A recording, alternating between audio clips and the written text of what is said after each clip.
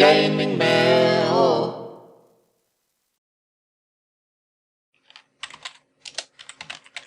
Oh, blooming heck.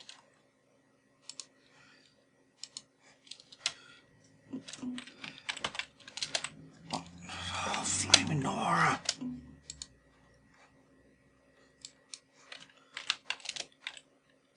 What? I don't like that one.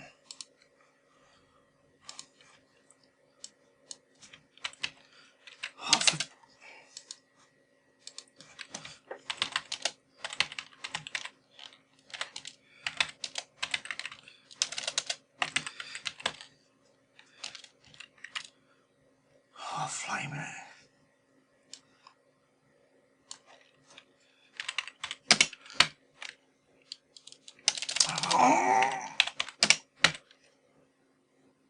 Greetings, GamingMill fans! Computer games, they're all around us. In the home, well, mostly in the home, but anyway, they're sort of all around us, but that's not counting when they're not. But I'm sure you'll understand what I mean, even if I don't really. Well, I do, but sort of. Anyway, whenever you play a game, do you think to yourself, I does wonder what started off the games in the first place? Ha, I know I do, so I'm here to help you get the truth about the games. What started them? Where did they come from? Who were the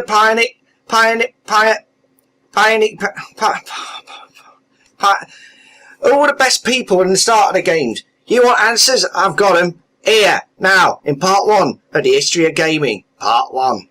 I just said that. Before computer games, people would do other things to keep themselves happy. A world that's hard to imagine, I'm sure you'll agree. Things like stick magic were common pastimes where people would entertain themselves by carrying sticks from one house to another. I mean, look at this fella here. He looks well happy. Of course, there are a few other things that people like to do as well. Things like endurance stair sitting and endurance staring.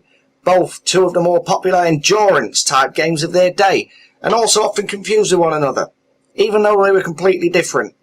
Not to mention one often led to something called dry ball, or even worse, blindness.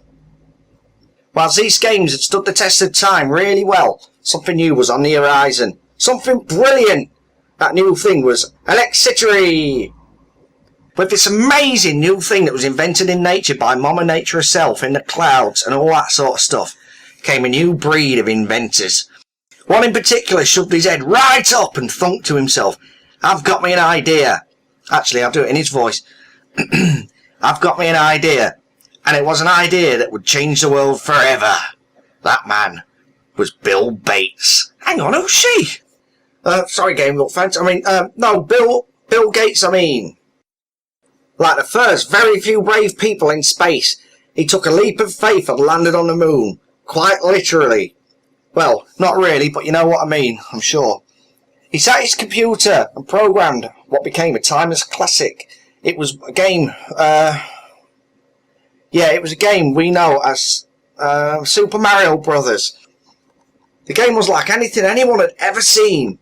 The game hit the arcades in its billions, with all the pinball heads being kicked out with nothing to do, as old pinball machines were smashed to pieces with hammers and knives and stuff, to make way for the newfangled arcade machines, or, to give them their proper term, arcade machines.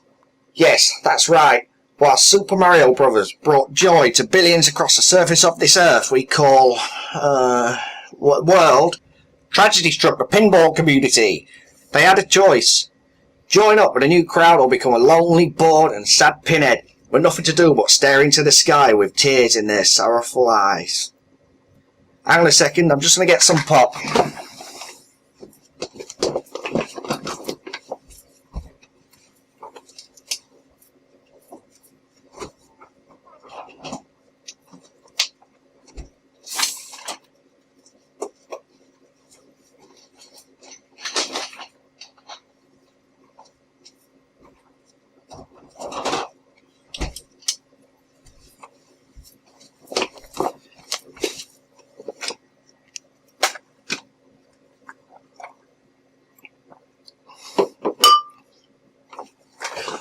Sorry about that, GamingMill fans. Throat's getting a bit dry. Got a bit of hay fever again this time of year, and it really gets to me. Anyway, Where was I? Oh yeah, as the coins kept falling, the banks were running out of them. So much so they had to make a load of new money just so that there was enough change to go around. I should imagine. Yes, arcade machines were big business. Gradually over time, the popular Donkey Kong Country was running out. Bill Gates, or Gates as he was now known to the fans, had to come up with something far better. Something better. Stronger, longer, harder, faster.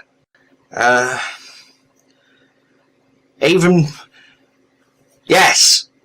This he did, with the creation of his second masterpiece, Super Fun Magic Dot Eater! Yes! This was another timeless classic and another smash hit with the fans, raking in hundreds of pounds, which are like dollars but different, quite literally every single day, for the now already rich Gatesy.